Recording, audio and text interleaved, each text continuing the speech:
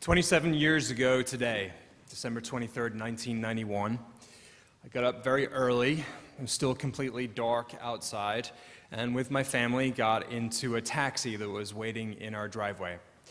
I was 13 years old, and it was the day that my family moved to the United States. There are numerous details that stand out that help locate the story within a particular time. We traveled from Birmingham, which is where we lived at the time, to Amsterdam.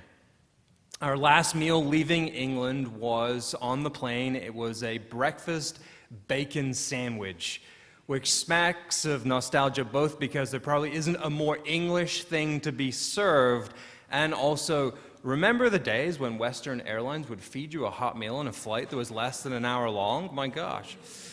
So we flew to Amsterdam and then flew to JFK on KLM, where a limo driver named Mike drove us to Connecticut. It's funny, the names you remember and the details you hold on to. And the president of my dad's company was traveling when we arrived, so we stayed at his house the first night in the U.S. And I slept in his son's bedroom. His son was a couple of years older than I was, and he was a huge heavy metal fan. So I laid awake that first night in the United States staring at a poster of Megadeth, which celebrated their album, Killing Is My Business and Business Is Good. Lots of Megadeth fans here, right? This was not the welcome I had anticipated. The next day we moved into our new house in Ridgefield, Connecticut, where I began to feel quite unwell.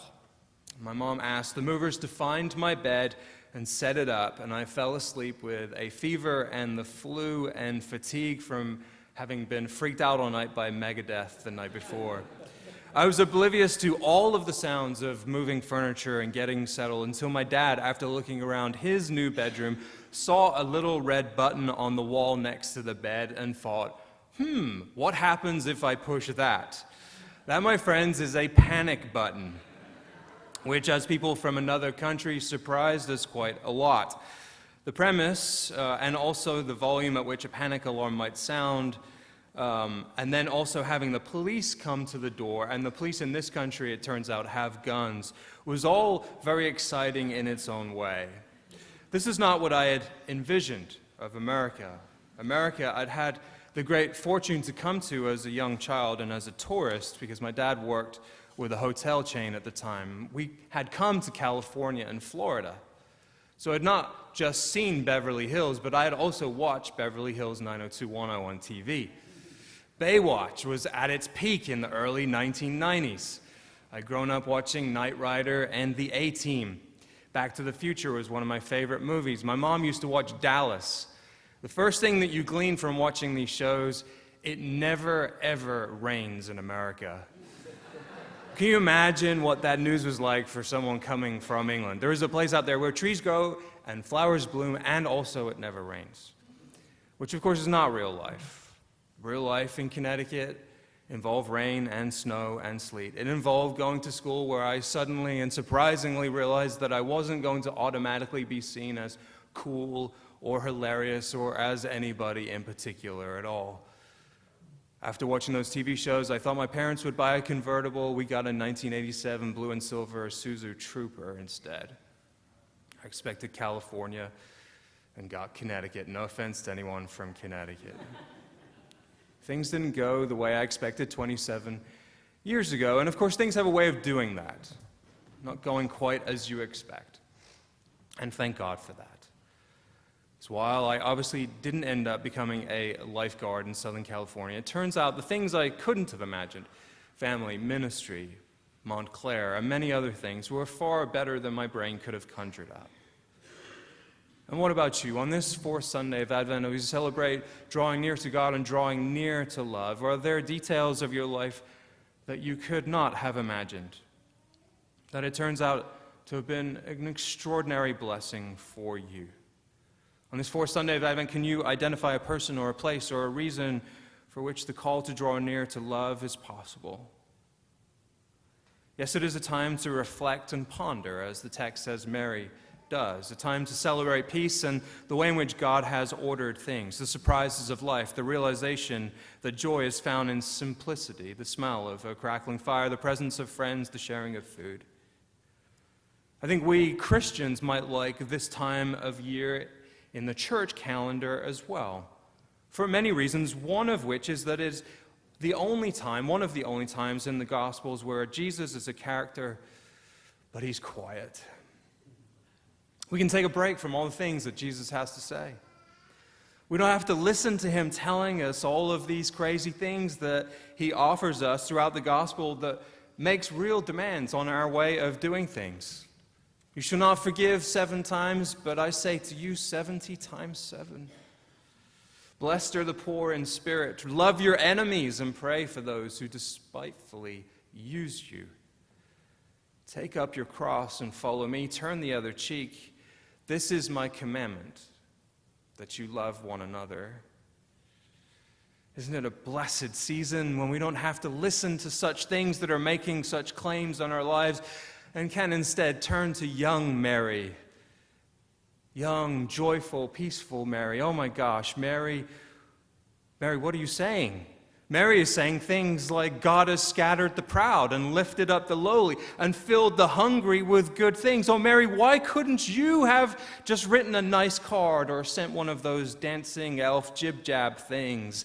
Lighten up a little, take a break from real life, real pain, real anxiety, and real joy. Of course, the whole narrative of Mary's is lifting up of the tension between the joy of the moment and the difficulties of the broader context. There being no room gets romanticized. The flight to Egypt becomes a cute detail. The madness of Herod can merely be a literary tool. The backdrop of the empire, just a way of setting the scene. This is not just scene setting. All of these details are fundamental to the birth of Jesus and the narrative of Mary visiting Elizabeth, which is a nice story, but really, why is this here? Cousins visiting for a chat to celebrate that they're both pregnant? I'm not sure what this is doing here, except to say that the Magnificat is perhaps the earliest Christian hymn. Along with the Song of Simeon that appears in the next chapter, these are undoubtedly songs that Christians in the earliest churches sang in worship services. But the thing is that things were not going as expected for the first and second century church. Things were not working out as planned at all.